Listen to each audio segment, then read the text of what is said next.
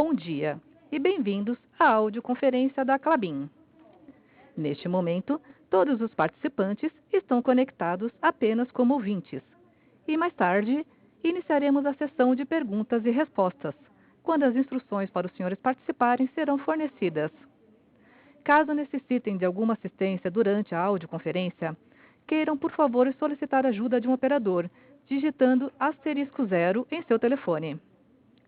Cabe lembrar que esta audioconferência está sendo gravada e que também está sendo transmitida simultaneamente pela internet, via webcast, podendo ser acessado pelo link de cadastro Klabin no site de Relações com Investidores, onde se encontra disponível a respectiva apresentação. Antes de prosseguir, gostaria de esclarecer que eventuais declarações que forem feitas durante essa audioconferência relativas às perspectivas dos negócios da companhia, projeções, metas operacionais e financeiras relativas a seu potencial de crescimento, constituem-se em meras previsões, baseadas nas expectativas da administração em relação ao futuro da Klabin.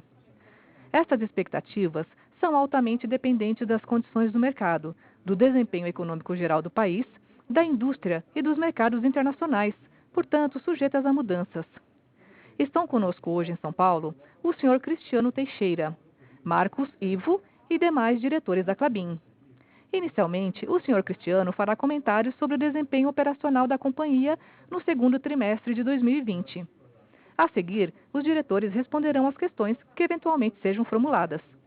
Gostaria agora de passar a palavra ao Sr. Cristiano. Por favor, Sr. Cristiano, pode prosseguir. Obrigado, Jandira. Olá a todos. Sejam bem-vindos e bem-vindas ao call de resultados da Klabin referente ao segundo trimestre de 2020. No último call de resultados, relativo ao primeiro trimestre, iniciei a minha fala destacando alguns atributos valiosos da Klabin, como a atuação em um setor perene, nossas práticas sustentáveis, a resiliência e a flexibilidade das nossas operações. E se, além desses atributos, a Klabin fosse reconhecida também como uma empresa que, apesar dos mais de 120 anos, está em plena ascensão. Portanto, uma empresa de growth. Antenadíssima com o universo digital e as suas vendas. Que consegue mergulhar na inovação da mesma forma que já navega muito bem nas práticas sustentáveis. Pois bem, queria convidá-los a refletir comigo sobre quais são os outros atributos que levaram a Klabin a obter um resultado extraordinário, mesmo nesse momento difícil de pandemia. Apesar de a desvalorização do real ter nos favorecido nesse momento, reforço que só uma empresa que tem pesquisa e desenvolvimento e inovação como sustentação de criação de valor pode estar apta a vender globalmente. Só uma empresa com visão clara e obstinada do seu futuro faz uma operação de M&A em meio à pandemia. Só uma empresa comprometida com sua sustentabilidade tem práticas de ESG no centro de suas decisões, mesmo antes do termo ESG existir. Só uma empresa atenta às tendências de consumo pode usufruir de oportunidades de negócio, se antecipando, antes de qualquer outra empresa no Brasil, sobre a necessidade de fomentar o debate sobre a substituição de embalagens plásticas de uso único, ou aumentar significativamente a sua reciclagem. Por fim, só uma empresa consistente nas suas operações pode fazer frente aos aumentos de demanda de forma imediata, seja para atender o e-commerce, seja para atender a cadeia de itens essenciais em todo o mundo. Portanto, indago respeitosamente a todos vocês, qual o valuation de mercado leva em conta todos esses atributos, inclusive a precificação dos ativos florestais e os seus serviços ambientais. Há algum tempo, a Klabin tem se tornado mais atrativa. A empresa tem se antecipado e se preparado para oferecer mais do que produtos de qualidade e competitivos ao mercado.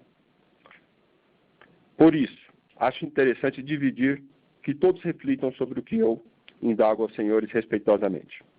Bom, sobre os nossos resultados no segundo trimestre, ressalto esse EBITDA histórico, que atingiu 1,333 bilhão de reais, um crescimento de 39% em relação ao segundo trimestre de 2019.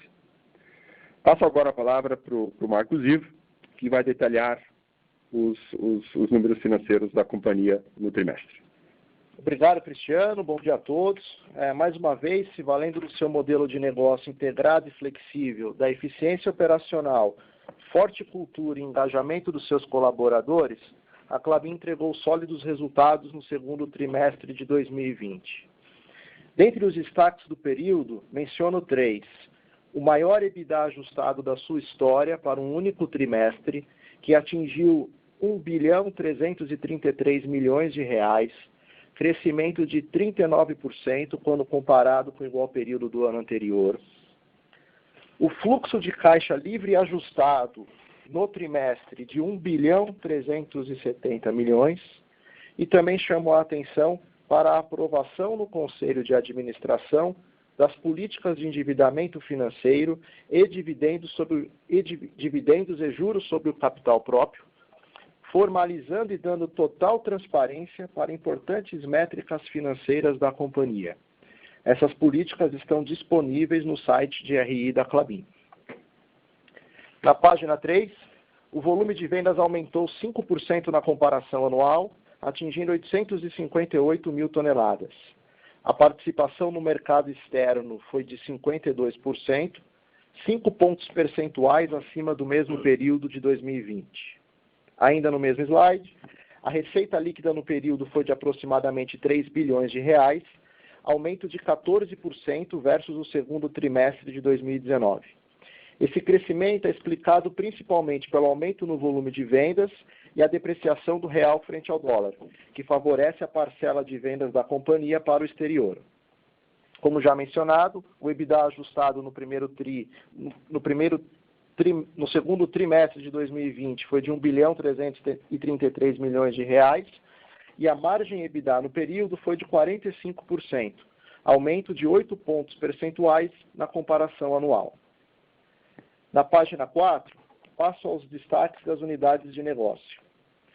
O volume de vendas de celulose foi de 380 mil toneladas no trimestre, aumento de 2% versus o segundo trimestre de 2019. A diversificação de fibras, mercados e geografias trouxe maior resiliência para as vendas, em um trimestre ainda desafiador para o negócio de celulose. A receita líquida nesse negócio cresceu 6% na comparação anual, atingindo 1 bilhão de reais no período. O aumento no volume de vendas e a depreciação da moeda brasileira mais do que compensaram a queda do preço da celulose em dólar por tonelada versus o mesmo período de 2019.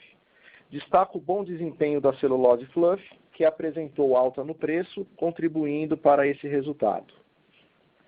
Demonstrando a força do seu modelo de negócio, a Klabin entregou um importante crescimento nas unidades de papéis e embalagens.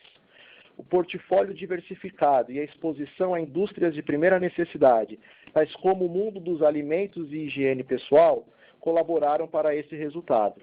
O volume de vendas foi de 477 mil toneladas no período, aumento de 7% em comparação com o ano anterior. A receita líquida nesses negócios, alavancada pelo maior volume de vendas, depreciação cambial e aumentos de preço no mercado interno, atingiu 1,9 bilhão de reais, crescimento de 32% versus 2019. Passando ao slide seguinte, a operação de celulose entregou novamente um trimestre com sólido desempenho operacional, atingindo o volume de produção de 413 mil toneladas. A fábrica segue produzindo acima da sua capacidade nominal, tendo atingido nos últimos 12 meses o volume de produção de 1.568.000 toneladas. O custo caixa de produção de celulose no segundo trimestre de 2020 foi de R$ 690 por tonelada, redução de 13% quando comparado com o igual período de 2019 e estável em relação ao trimestre imediatamente anterior. Em dólar, o custo caixa do trimestre foi de $128 por tonelada, evidenciando a alta competitividade da Klabin e a capacidade de geração de caixa, mesmo nos momentos de baixa de preço da celulose. Passando à página 6, nos últimos trimestres, dividimos com vocês a nossa leitura de crescimento no mercado de cartões. O segundo trimestre do ano mostrou novamente a continuidade dessa tendência. Vale mencionar a alta exposição desse negócio ao mundo dos alimentos, que por natureza tem resiliência de demanda. O volume vendido no trimestre foi de 182 mil toneladas, 10% acima do mesmo período do ano passado. Em um momento de desvalorização cambial, as exportações aumentaram, atingindo 48% do volume expedido. A receita líquida no TRI foi de R$ 782 milhões, aumento de 31% versus o segundo trimestre de 2019. Além do maior volume de vendas, a receita foi beneficiada pela desvalorização cambial e por reajuste de preço no mercado brasileiro. Finalizo os destaques operacionais e, a partir da página 7, comento destaques financeiros. No slide 7, ao final de junho, a dívida líquida da Klabin era de 20,8 bilhões de reais. O aumento medido versus o TRI anterior é explicado substancialmente pela desvalorização do real frente ao dólar, que não possui efeito caixa. O crescimento do EBITDA nos últimos 12 meses mais do que compensou o aumento do endividamento líquido. A alavancagem financeira, medida pela relação dívida líquida EBITDA em reais, caiu de 4,7 vezes para 4,4 vezes. O mesmo indicador, medido em dólares, que em nossa visão é o que melhor reflete a alavancagem da Klabin, encerrou o trimestre em 3,6 vezes, dentro do parâmetro estabelecido na política de endividamento financeiro da companhia. Passando para a página 8, temos o cronograma de amortização da dívida ao final de junho de 2020. Destaco a robusta liquidez da companhia, que ao final do trimestre era de 12,6 bilhões de reais. Os vencimentos de dívida entre os anos de 2020 a 2022, período de maior concentração de desembolso do projeto Puma II, são de aproximadamente 850 milhões de reais por ano. O prazo médio da dívida ao final do trimestre era de 9 anos e meio, estável em relação ao trimestre imediatamente anterior. Adicionalmente, a Klabin possui financiamentos contratados e ainda não sacados, equivalentes ao CAPEX que será desembolsado até a conclusão do projeto Puma II, conforme detalhado em nosso release. Passando à página 9, no que considero como grande destaque do trimestre sob a ótica financeira, o fluxo de caixa livre ajustado, que desconsidera fatores discricionários e projetos de expansão, foi positivo em 1,4 bilhão de reais. Além do forte EBITDA, também colaborou de maneira relevante para esse resultado a redução no capital de giro em 578 milhões de reais no trimestre. Para o restante de 2020, a companhia espera a manutenção do nível atual de capital de giro. No trimestre não houve pagamento de proventos, pois em consequência da intensa desvalorização cambial deste ano, a despeito da forte geração de caixa, a companhia registrou prejuízo contábil que consumiu suas reservas de lucro. Nos últimos 12 meses, o fluxo de caixa livre ajustado foi de 2,6 bilhões de reais, representando um free cash flow yield de 13,7% ao ano. No slide 10, o ROIC da Klabin nos últimos 12 meses foi de 13,3%, mostrando a capacidade da companhia de criar valor de forma consistente para seus acionistas. A gestão da Klabin trabalha constantemente para incrementar, de forma sustentável, o seu ROIC, seja via otimização do retorno sobre os ativos atuais ou via projetos de expansão. Passando para o slide final da apresentação, número 11, em medição realizada no dia 26 de julho, a primeira máquina do projeto Puma II contava com 45% do cronograma das obras já executado, após a remobilização gradual feita ao longo dos últimos meses, que seguiu rígidos protocolos de segurança. Até o momento, foram desembolsados 2,7 bilhões de reais para o projeto, dos quais 908 milhões refere-se ao segundo trimestre de 2020. Para o ano de 2020 completo, nossas projeções atuais indicam um desembolso total de 3,5 bilhões de reais para o projeto Puma II, ligeiramente abaixo da expectativa do início do ano. Agora o Cristiano, demais diretores e eu estamos à disposição para a sessão de perguntas. Senhoras e senhores, iniciaremos agora a sessão de perguntas e respostas. Para fazer uma pergunta, digite *1. Para remover a pergunta da fila, digite *2. A primeira pergunta é de Gabriel Galvão, do Credit Suisse. Bom dia, pessoal. Primeiramente, obrigado aí pela oportunidade de fazer uma pergunta, né? E parabéns aí também para todos pelo resultado, né? Eu queria que vocês comentassem um pouco sobre como estão vendo hoje o supply and demand de Kraftliner, né? E quando vocês esperam ver uma recuperação mais significativa de preços para Kraftliner. E, além disso, nesse mesmo tópico, né? A China já declarou que vai zerar as importações de papel reciclado. E aí, se vocês puderem comentar um pouco sobre como vocês veem isso impactando o mercado de containerboard como um todo, seria bastante útil, né? E também, dada essa restrição, vocês veem espaço para ganhar mais market share na China, né? Já que essa medida deve reduzir bem a rentabilidade dos produtores lá. Essas são as minhas perguntas. Obrigado aí. Obrigado, Gabriel, pelas perguntas. O Flávio Deganucci vai fazer, então, na sequência, os comentários. Gabriel, bom dia. Obrigado pelas perguntas. Começar pelo balanço de oferta e demanda no mundo do Kraftliner. A gente tem no Brasil uma condição bastante especial, a demanda está super acelerada, falaremos um pouco disso mais à frente. A gente tem também uma pressão na demanda, especialmente pelo e-commerce. O e-commerce transformou esse mercado e trouxe alguns pontos de consumo. Claramente enxergamos isso também como uma tendência bastante duradoura, especialmente de produtos leves, como o que a Klabin faz e o que ela fará a partir da máquina 27 no Puma II. Mas a situação agora, neste momento, é de entrada de capacidade, especialmente na Europa, muito mais no mundo dos containerboards reciclados do que no virgem. No entanto, isso faz com que haja uma pressão ainda baixista nesse mercado. Naturalmente, isso também conversa com o fato de que os preços atuais estão muito próximos ao custo caixa de vários fabricantes marginais, o que torna uma simetria interessante um pouco mais à frente para esse mercado, já que estruturalmente a demanda se comporta bem.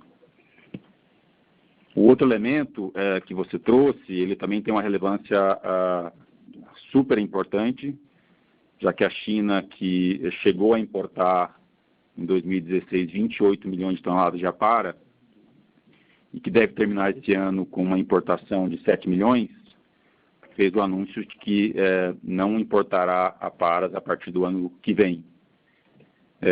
Naturalmente, eles precisam produzir embalagens para os bens que produzem lá e precisarão equilibrar esse balanço, fechar esse balanço com papéis, com celulose e com coleta interna. Então, vemos um benefício para os exportadores de papel como a Klabin, de conquistar um espaço adicional naquele mercado, já que parte da solução do gap será feita através de papel. Não somente, mas através de papel.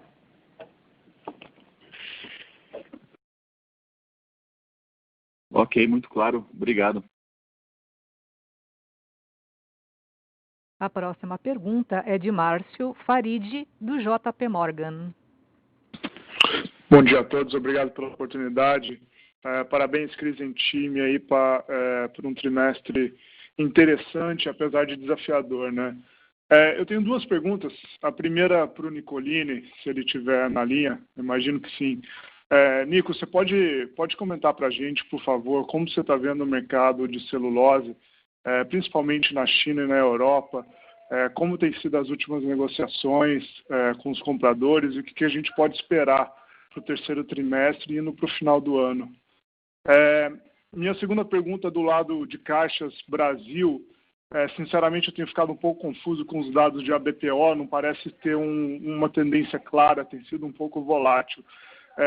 Apesar de parecer melhor, mais bom do que ruim, né? Mas eu queria entender o que vocês têm visto aí em termos de demanda de caixas Brasil para julho, agosto, indo para o terceiro e quarto trimestre do ano também. Obrigado. Obrigado, Farid. O Nico começa, então, e na sequência o Douglas Dalmasi responde sobre embalagens, ok? Oi, Márcio, bom dia a todos, obrigado pela pergunta. Márcio, nós entramos o terceiro trimestre com uma postura um pouco mais cautelosa, por se tratar de um trimestre de um período mais calmo e que trata uma sazonalidade. Olhando para o mês de julho, porém, nós notamos uma melhora do ponto de vista de demanda. Nós já fechamos o mês de julho com vendas normais e pode-se dizer que do ponto de vista de negociação de preços foi um mês menos intenso se comparado com o mês de junho.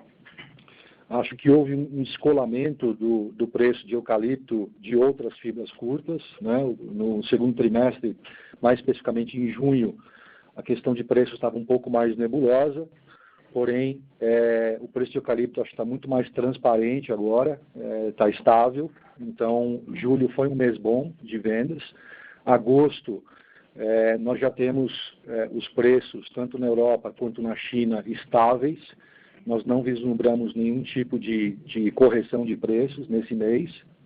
E a perspectiva de que seja um trimestre um pouco melhor, muito em função do que a gente viu no segmento de printing and writing, mais especificamente o segmento de papéis não revestidos. A gente sentiu uma melhora do ponto de vista de demanda, com alguns clientes já colocando os volumes mais regulares desde o mês de julho, mas obviamente com uma expectativa de que a partir do mês de setembro esses volumes sejam ainda mais alavancados. Então, o que se pode dizer é que o terceiro trimestre começou bem, já passou um terço desse primeiro trimestre. Agosto, preços estáveis, não vislumbramos nenhum tipo de correção e, obviamente, mantemos atenção com relação ao segmento de printing and writing. Nico, só para complementar, antes que a gente passe para o Douglas, você está vendo algumas condições já para a gente pensar em aumento de preço, ou está cedo para falar, ou o que você gostaria de ver para a gente poder falar em aumento de preço? Obrigado. Márcio, é muito cedo para falar em qualquer aumento de preço nesse momento. Acho que a visibilidade agora é curta. Eu enxergo um terceiro trimestre mais estável e, na medida que a gente começa a enxergar uma melhora do ponto de vista de demanda, se essa tendência do segmento de printing and writing se sustentar, eu acho que, eventualmente, no quarto trimestre, a gente pode ver um mercado um pouco diferente. Tá ótimo, muito obrigado. Márcio, bom dia. Márcio, bom dia, Douglas. Do lado de embalagens, Márcio, antes de falar da Klabin, eu falar da DPO, o que aconteceu foi uma queda nos meses de abril e maio, especialmente. Tivemos os mercados de alimento industrializado, higiene e limpeza forte, assim como e-commerce, proteínas e frutas também forte, de uma forma geral no mercado, essa leitura geral, mas os bem duráveis tiveram dificuldade e o mercado, de uma forma geral, teve queda. Quando a gente entra na Klabin, a Klabin ela tem uma participação maior nesses mercados que apontaram o crescimento, como esse que eu falei, e a gente conseguiu ter um desempenho melhor do que o mercado. Então, quando a gente olha o número de embalagens que mostra ali 3% de crescimento, eu gostaria de aproveitar e esclarecer que ali dentro tem caixas, sacos no mercado interno e sacos no mercado externo. E essa queda de 3% é de sacos no mercado externo. Então, nós tivemos um desempenho no trimestre de ligeiro crescimento, tanto no mercado de sacos no mercado interno, quanto de caixas. A demanda, a partir de junho, ela retomou nos bens duráveis, que com o crescimento do mercado de alimentos e-commerce, proteínas e frutas, teve um bom desempenho, e isso a gente está vendo de forma repetida agora nos meses do terceiro tri. Então, julho vem como junho, forte, foi forte, julho, e o mês de agosto, a entrada de pedidos, repete também esse desempenho. Então, e do lado dos sacos, a mesma coisa.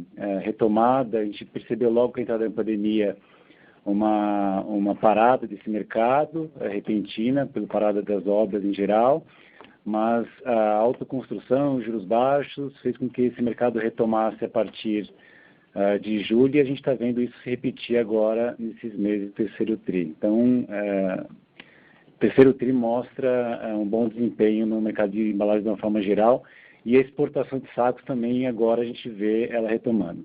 Então, os sinais são bons para o terceiro tri de uma forma geral em embalagens. Tá bom, só complementando, do lado de preço, tem alguma sinalização, se a gente pode ver mais alguma coisa até o final do ano? A gente vem acompanhando o mercado e repassando nossos custos desde o começo do ano, isso deve acontecer para o restante do ano. Tá ótimo, muito obrigado, pessoal. A próxima pergunta vem de Daniel Sasson, do Itaú BBA. Olá, bom dia a todos. Obrigado pelas perguntas, parabéns pelos resultados. Minha primeira pergunta vem do lado de cartões. Vocês deram um pouquinho aí do outlook para supply demand de Kraftliner numa pergunta anterior. Se vocês puderem fazer o mesmo com cartões, mais sob uma perspectiva global, só para entender um pouquinho como que vocês estão vendo aí o mercado antes de vocês tomarem a decisão sobre a segunda máquina do Puma 2 eventualmente ser uma máquina de cartões, né? Então, como que vocês estão vendo isso? Qual que é o momento ideal para vocês tomarem essa decisão, e vocês estão mais inclinados aí a seguir com uma máquina de Kraftliner, ou de repente hoje uma máquina de cartão pelas condições globais parece fazer um pouco mais de sentido. E a minha segunda pergunta para o Cristiano, você falou um pouco no começo do seu speech, um pouquinho sobre a importância das práticas ESG.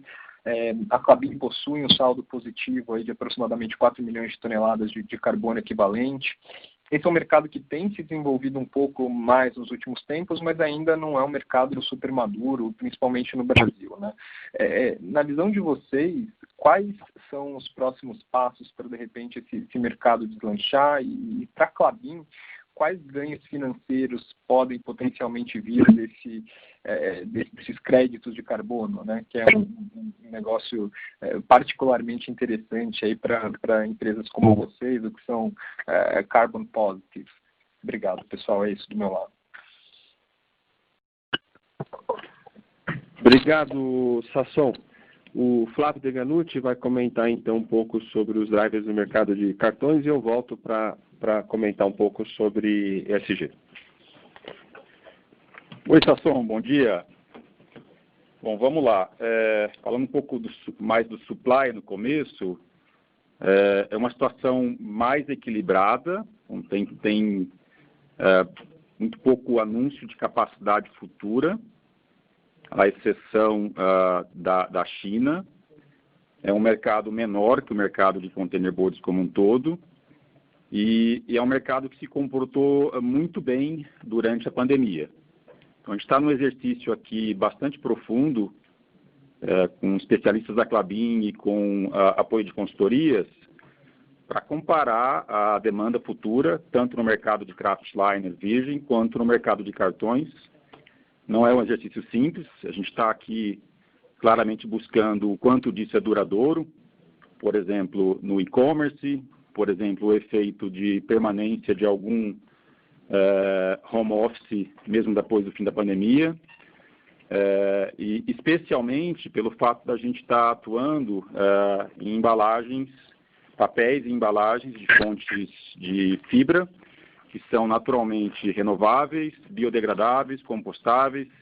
Não posso dizer assim, se tem um grande vencedor desse momento, que vale para Kraftliner, tanto para cartões, é a tendência na direção de embalagens e papéis como os que a Klabin produz.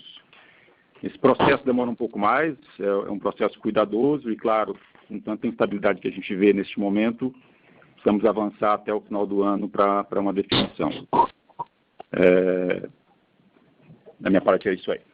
Legal, Flávio. Então, só para ter certeza, uma decisão sobre a peça de segunda máquina deve vir ainda em 2020, é isso? Correto, ao final deste ano. Perfeito, obrigado.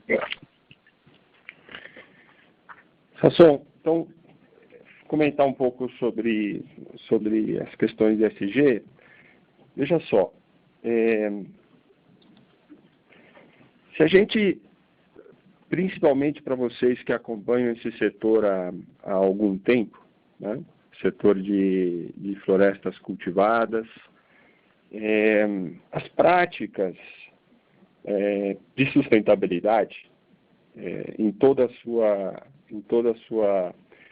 seu espectro, né, de como manejar a floresta, de como preservar aquilo que a gente chama de serviços ambientais, né, as nascentes, como a gente trata a água, como a gente trata as florestas nativas, etc., né? Toda essa prática é uma realidade que ela já está no setor há décadas, né? Não é uma prática nova. Tá? Então, não há dúvida de que a regulamentação desse setor traz benefício. Quando eu falo desse setor, é a regulamentação, por exemplo, da precificação do carbono, para empresas como nós e para outras do setor de florestas cultivadas, tem certamente benefício econômico para ser, de alguma forma, considerado nos valuations, porque a pergunta que eu me faço, por exemplo, né, a gente respeitosamente avaliou linha a linha da carta do CEO da BlackRock. Né? Eu tenho certeza que vocês leram também, né? Se vocês lerem ali, a gente é bastante aderente a maior parte daqueles pontos que são trazidos ali, né? Então, e não só a Klabin, mas as empresas do setor de florestas plantadas, né? Então, portanto, há uma confiança no nosso valuation futuro que isso vai estar de alguma forma ali dentro. O que precisa, do ponto de vista prático, para que isso aconteça, é a regulamentação. E aí entra a discussão entre governos, entre posicionamentos institucionais de governos, etc. E do que depender do nosso setor, a gente vai estar sempre apoiando, até porque há, sem dúvida alguma, um interesse de que seja regulamentado, né? Então é isso, né? Assim que a regulamentação e o discurso, né, que hoje está mais nas intenções, nos disclosures dos grandes fundos, passar a ser de fato regulamentação, isso vai ser traduzido em valor para essas empresas. Né? Perfeito, obrigado, Cristiano.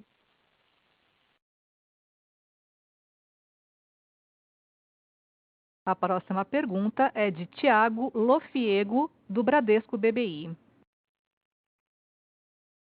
Olá, bom dia a todos. A primeira pergunta para o Nicolini. Nicolini, se você puder comentar um pouco especificamente sobre o mercado de celulose na Europa, né? A gente tem visto aí também essa briga entre compradores e vendedores. Eu queria entender um pouco a sua cabeça, se você ali também acha que tem estabilidade ou se eventualmente tem uma pequena pernada ainda para baixo.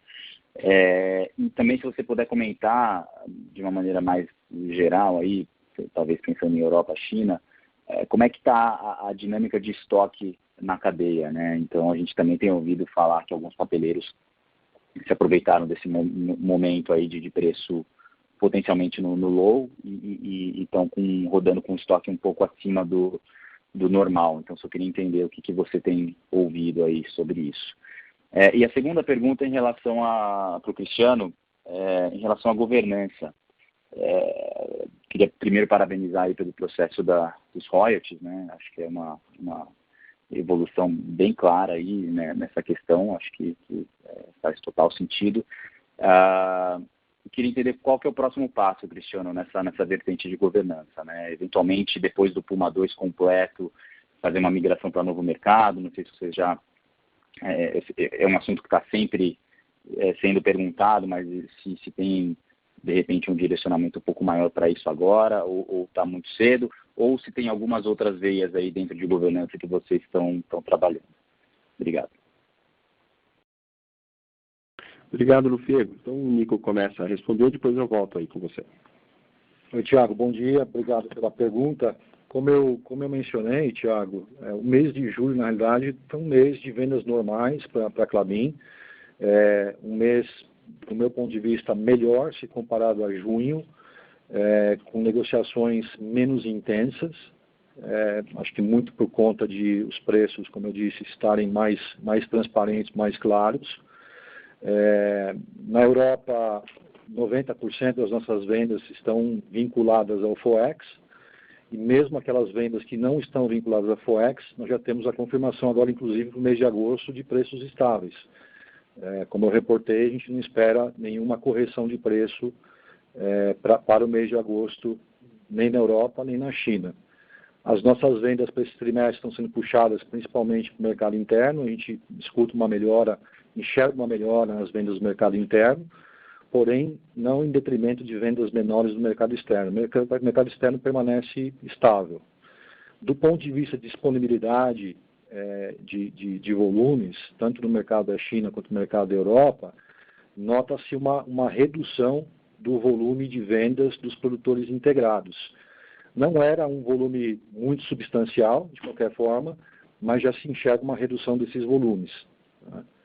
E do ponto de vista de estoques, obviamente, a gente ainda tem níveis de estoques acima dos níveis históricos, porém, já nota-se uma redução desses estoques na China, e eu acho que isso acaba incentivando um pouco um consumo, uma reconstrução dos estoques por parte dos compradores chineses. E na Europa, apesar de nós não vermos uma reconstrução de estoques, as vendas permanecem em patamares normais, sem grandes preocupações. Nicolini, você vê como um risco esse nível de estoque dos papeleiros ou não necessariamente? Você está falando de forma mais para um segmento específico ou você está falando? Não, estoque de celulose na mão dos papeleiros, né? Alguns papeleiros estão trabalhando com nível de estoque um pouco acima do normal. Queria entender se você vê isso como um risco ou se é muito pontual em alguns papeleiros somente. Onde eu enxergo o segmento onde eles estão operando com níveis de estoques um pouco mais altos é o segmento de tixo, porém é um segmento que permanece saudável, né? Já voltou à normalidade, a gente não enxerga o mesmo boom que nós enxergamos durante o período de Covid, no segundo trimestre, porém permanecem consumidos a taxas bastante saudáveis. Já os produtores de especialidades e de imprimir e escrever, os estoques estão em níveis mais baixos, na realidade. Por isso até, inclusive, que a gente começou a enxergar, principalmente no segmento de não revestidos, uma retomada, obviamente, de uma base bem baixa, né, se comparado ao período pré-Covid, mas uma retomada gradual dessa recomposição de estoques e, consequentemente, de maior consumo de fibra virgem. Tá claro. Obrigado, Nicolini. Nada. Tiago, sobre a questão de governança que você colocou, minha reflexão, assim, primeiro, um comentário, né? Às vezes a gente fica cuidadoso para trazer algumas reflexões, mas sem medo, neste caso, quem abriria a mão, por exemplo, no Banco Itaú, de ter um Roberto Setúbal no conselho? Né? Acho que só um maluco, né? Com aquela visão de mundo que ele tem, né? Do mercado financeiro, ou, por exemplo, o próprio Bradesco, no caso do Trabuco, e assim por diante. A Klabin não pode abrir mão de uma visão de um Klabin no conselho, né? Acho que a visão dos Klabins desse mundo de papel e celulose tem que ser privilegiado sempre de estar próximo deles. Então, portanto, eu reconheço ter essa visão estratégica que nós temos no nosso conselho extremamente valioso, né? E o tempero disso, né, achando o ponto certo, é poder trazer, por exemplo, pessoas como a Mauri Bier, tá? Que participou do nosso conselho. Faço até aqui um registro, um agradecimento. Esse está sendo o último mês dele. Um homem que foi secretário de governo, um homem que é executivo, sócio importante de fundo brasileiro, foi representante de banco importantes estrangeiros, assim por diante. Então, foi uma contribuição ímpar para o nosso conselho. Então, achar esse tempero ideal, acho que a Klabin cada vez mais consegue dosar essa manutenção da visão estratégica, né? Não abrindo mão disso, e complementando com pessoas que estão agregando demais toda vez que participam do nosso conselho. Tá? Então, acho que é esse o nosso caminho ideal de governança para a composição do conselho. Evolução, veja, a gente está em constante evolução, a gente não pode deixar de comemorar. Adoraria que vocês todos reconhecessem as políticas que foram, na nossa visão, extremamente importantes, estão aí publicadas, né? As políticas financeiras. E há criação de comitês que virão, sem dúvida alguma, e isso também vai valorizar muito, e até um registro, né? Comitês esses que já existem, né? A gente está discutindo quem serão os membros desses comitês, né? Quanto ao novo mercado, isso não está na minha agenda, tá? O que está na minha agenda, eu acho e é como eu reconheço na minha conversa com o conselho, é uma agenda de criação de valor, né? E essa agenda de criação de valor parece óbvio, mas se a gente não tem essa disciplina, né? De toda vez que iniciar uma conversa, garantir que aquela conversa, aquele debate está levando à criação de valor, né? Eu acho que essa discussão de criação de valor na companhia, ela tem sido cada vez mais constante. Não seria maluco de dizer que o novo mercado não cria valor, mas reconheço que o novo mercado vai acontecer quando tiver que acontecer. Hoje, na minha agenda, não está. Ok? Tá claro, tá claro. Obrigado, Cristiano.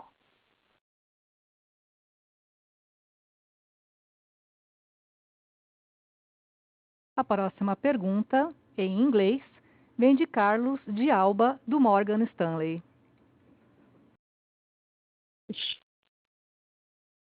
Yeah, good morning, everyone. Thank you very much.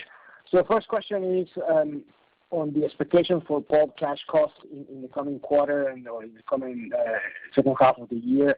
How do you see that trending given the different moves or movement in pieces like the currency, energy, chemicals, and also the distance from the forest to the mill? If you could give us a sense of what to expect, that would be great. And then thank you for the transparency in terms of the royalties information and updates. Do you have any comments as to how the discussions may be evolving between the shareholders and any agenda in terms of timing of when we might expect a final decision? Thank you. Obrigado, Carlos. Então, sobre o cash cost na celulose, Marcos Ivo responde, depois eu volto para falar alguma coisa sobre o royalties. Carlos, o cash cost da Klabin para a segunda parte do ano de 2020, ele ficará entre o cash cost que tivemos na primeira metade deste ano e o valor médio que tivemos no ano de 2019. O que significa que nós teremos, no ano de 2020, um custo caixa anual abaixo do que tivemos em 2019. Carlos, sobre a questão do ROI, essa pergunta veio num momento bastante adequado. Acho que é importante eu fazer esse disclosure para todos, né? A administração reconhece muito valor nessa operação, da forma que ela está ali proposta, né? Essa proposta que foi feita e vocês todos acompanharam, é produto de avaliação de gente independente, né? De muito bom nível, todos reconhecidos na área em que atuam, né? Tiveram liberdade de levantar toda a documentação necessária, inclusive buscando buscando pareceristas que não tinham rotina com a Klabin, como escritórios de prestação de serviços, são todos novos, né? Tivemos a oportunidade de chamar executivo importante de empresa que passou por processos relativamente parecidos para que esse depoimento fosse colocado na documentação a ser avaliada por esses membros independentes. Então, portanto, eu reconheço hoje, depois desse longo período, né, desde que esse assunto veio à tona, né, pela primeira vez, eu reconheço o ganho que foi para todos nós, principalmente para os acionistas em geral da companhia, ter toda essa documentação produzida. Tá? Então, aqui eu faço um agradecimento público ao BNDES, que foi peça fundamental nessa proposta de criação de um ambiente para debate e levantamento de documentos. Tá? Tenho certeza que essa intenção desse acionista específico, né, que é reconhecida por nós como de grande valor, agora, durante o processo, obviamente, assim que a Assembleia for convocada, e quando for convocada em função da documentação estar pronta, etc., né, quando eventualmente convocada pelo Conselho, vai fazer com que nós, agora dessa forma digital, faremos roadshow com os mais importantes acionistas da companhia, demonstrando a criação de valor e a importância na qual a gente pede apoio nessa eventual Assembleia. Então, obrigado pela oportunidade por comentar um pouco sobre isso. So, thank you very much for the opportunity.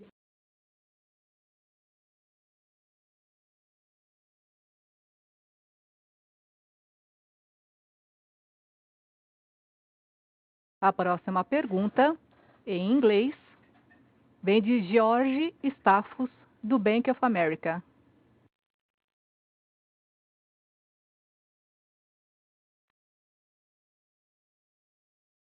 Thank you very much for taking my question, and congratulations, everyone, on a very good performance. I wanted to come back to the paperboard market. While I recognize you see the markets as balanced and that you have some favorable trends right now, globally, from our calculations, both containerboard and coated board remain somewhat excess supplied. To what do you attribute Klabin's ability to grow more quickly than the market?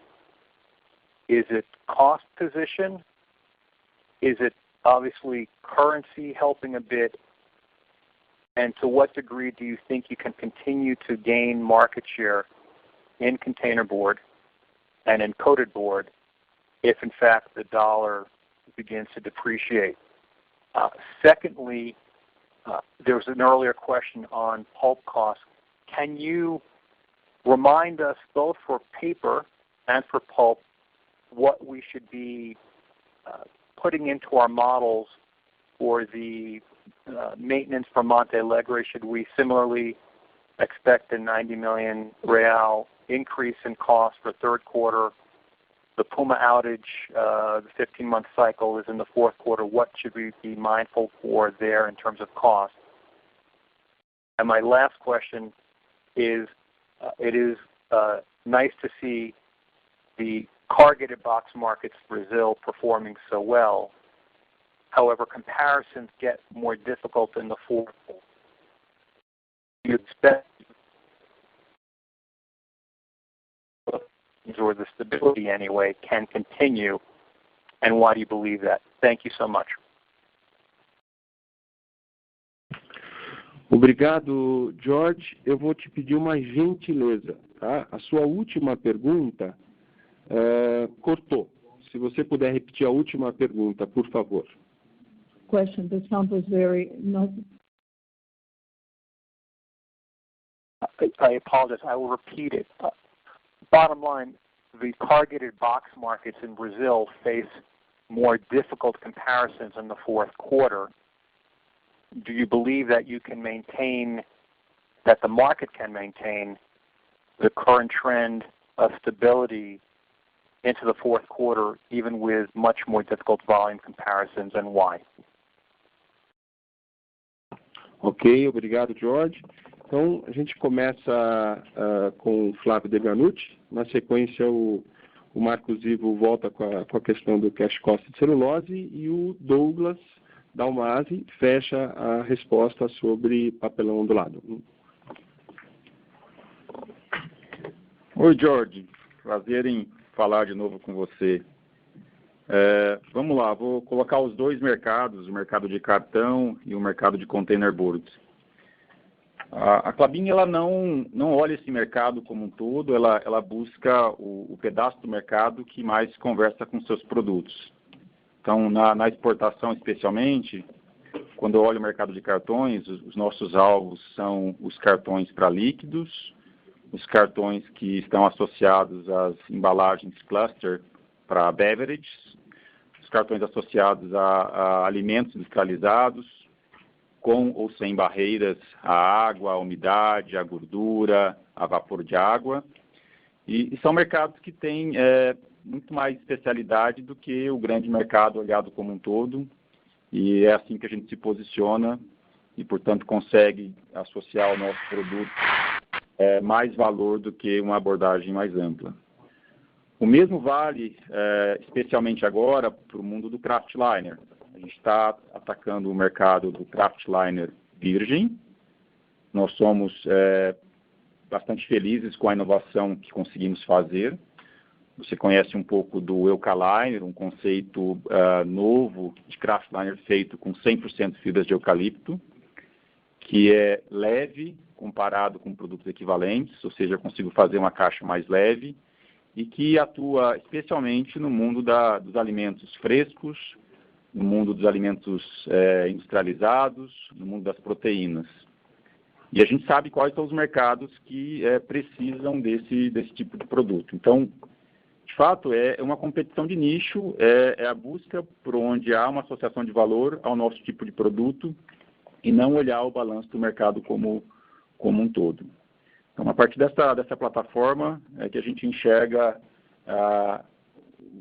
um comportamento importante de demanda e espaço para a nossa entrada. Além disso, a gente está agora numa fase bastante importante de busca por acordos. Anunciamos recentemente um acordo importante com um importante player europeu para a venda dos nossos produtos, o que vai respaldar boa parte da nossa fala, e estamos em processo e em diálogo com mais parceiros para seguir na mesma lógica. Obrigado, George. George, Marcos Ivo falando, em relação ao custo caixa em função das paradas, então a parada para a manutenção da fábrica de celulose acontecerá no último trimestre do ano e do ponto de vista de custo e redução de produção, a gente espera um impacto muito parecido com o do ano passado. Em relação à fábrica de Monte Alegre, a parada geral está acontecendo neste momento e, da mesma forma, a gente espera redução de volume de produção e impacto em custo no mesmo patamar de 2019. Jorge, bom dia. Douglas, obrigado pela pergunta.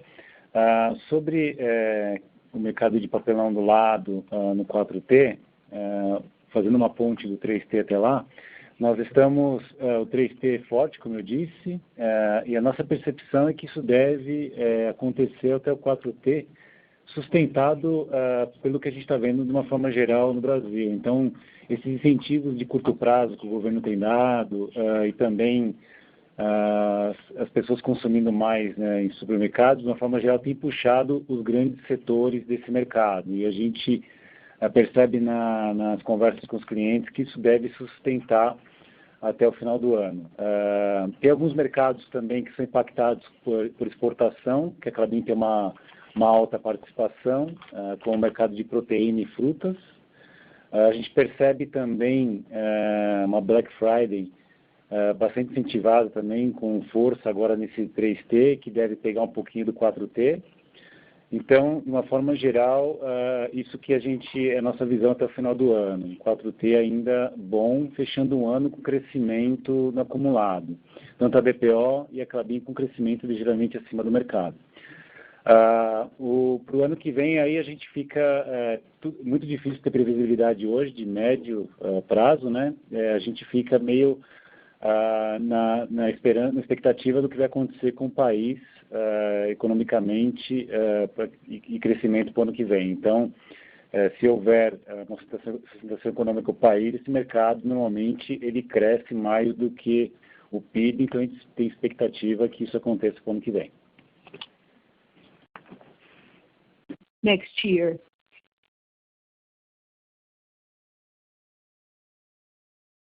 Very clear. Thank you so much for the clarity on the answers.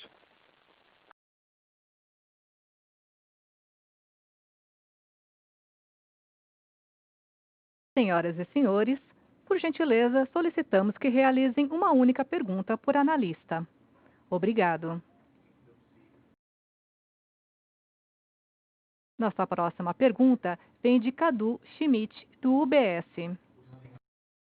Bom dia a todos, obrigado pela oportunidade. Eu tinha duas perguntas, queria fazer só uma. Douglas, a gente tem visto o preço de aparelho marrom subindo nos últimos meses, com descompasso entre oferta e demanda de aparelhos no mercado doméstico.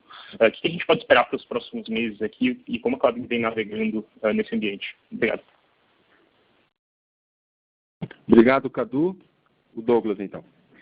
Oi, Cadu, bom dia, obrigado pela pergunta. A percepção nossa é essa, a gente percebe realmente um aumento de preços nos últimos meses. Com a entrada da pandemia, começou pela captação que reduziu e aí o mercado não tinha disponibilidade, o preço começou a aumentar e agora ainda não se equilibrou. E a gente percebe que isso deve, pela alta demanda do mercado que a gente está percebendo, que deve continuar com nível de preços altos até o final do ano, pelo menos na nossa visão que a gente consegue enxergar hoje no mercado, Cadu. Então, os níveis estão altos, a gente percebeu um aumento e isso deve se manter até o final do ano.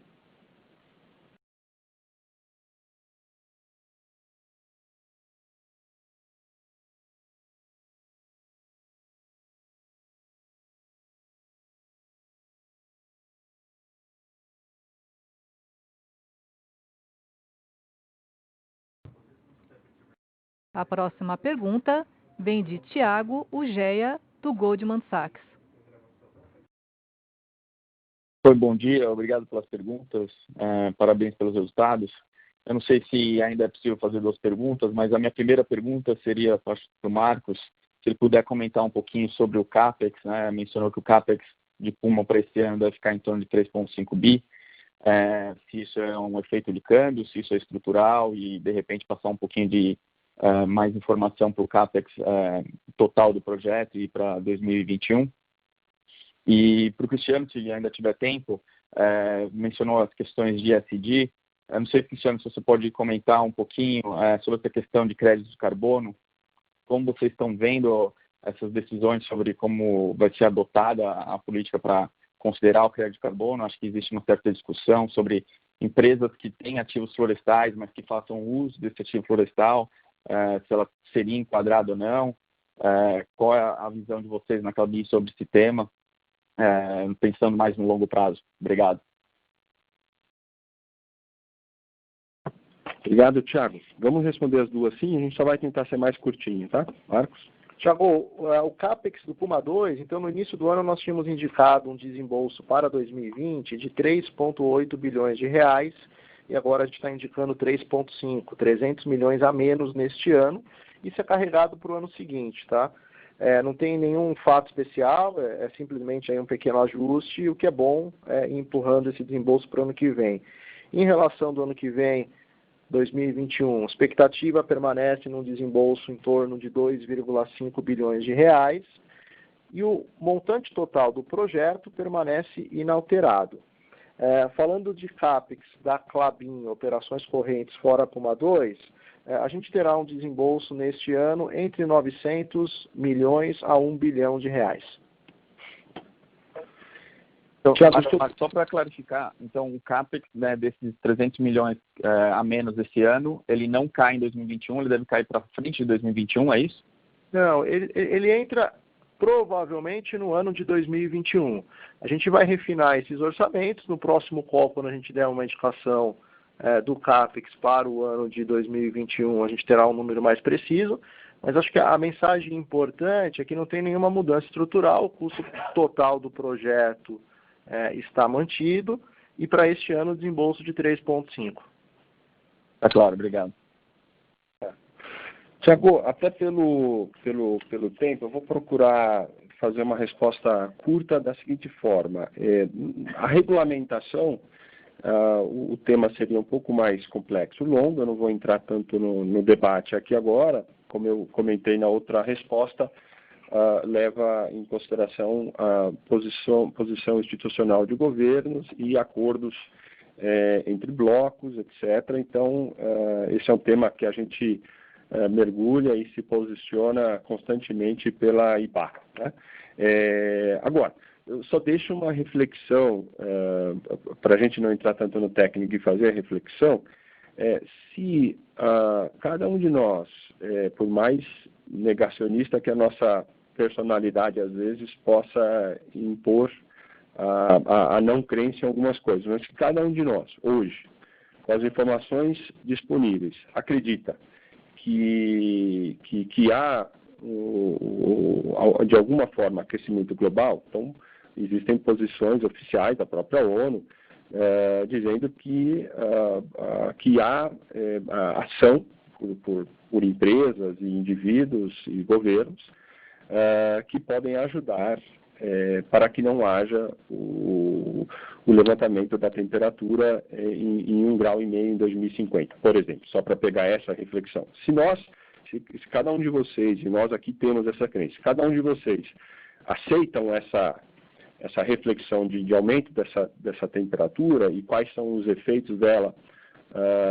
nos vários biomas, né? A gente tem que pensar qual que é a solução que é proposta para que isso não aconteça. Tá? Então, há alguma forma? E o que tem que ser feito? Plantar florestas. O que a nossa atividade faz? Né? Ao contrário do que a gente às vezes ouve, né? Não se corta floresta, né? Se planta floresta. Né? Então, pela mesma área, cada vez mais a gente retira mais produtividade com pesquisa e desenvolvimento e a gente tem, por meio de manutenção das mesmas áreas e plantios recorrentes e com a melhora de produtividade por pesquisa e desenvolvimento, a gente tem esse nosso setor, é um setor que planta árvores todos os dias, árvores jovens, adolescentes que fazem a fotossíntese como melhor do que qualquer outra floresta velha, né? Então, nós estamos aqui dispostos a continuar na nossa ação, que é muito forte, talvez a mais forte ação para se evitar o aquecimento global, de plantar florestas. O nosso setor faz isso com maestria, né? E até porque faz parte do negócio, né? Tá claro, Cristiano. Você permite só... Hoje vocês vendem crédito de carbono ou isso ainda é uma proposta para o futuro? Não vendemos hoje. Se tiver regulamentação, nós estaremos prontos para vender, mas hoje não estamos vendendo. Tá, joia. Obrigado pela pergunta. Com licença, não havendo mais perguntas, eu gostaria de passar a palavra ao senhor Cristiano Teixeira para as considerações finais. Bom, trago agora a nossa percepção, então, para o terceiro trimestre. A manutenção do desempenho operacional, tá, aliado à boa demanda dos mercados, apontam para um EBITDA do terceiro trimestre com o mesmo ritmo de crescimento na comparação anual do que tivemos no segundo trimestre de 19, tá? Considerando, obviamente, os resultados recorrentes. Então, deixo aqui a nossa frase costumeira, que a Klabin segue, então, persistente nessa visão de longo prazo, que nos norteia, com foco em pessoas, sustentabilidade e inovação. Obrigado a todos e até a próxima divulgação de resultados da Klabin. A teleconferência da Klabin S.A. está encerrada. Agradecemos a participação de todos e tenham uma excelente tarde. Obrigada.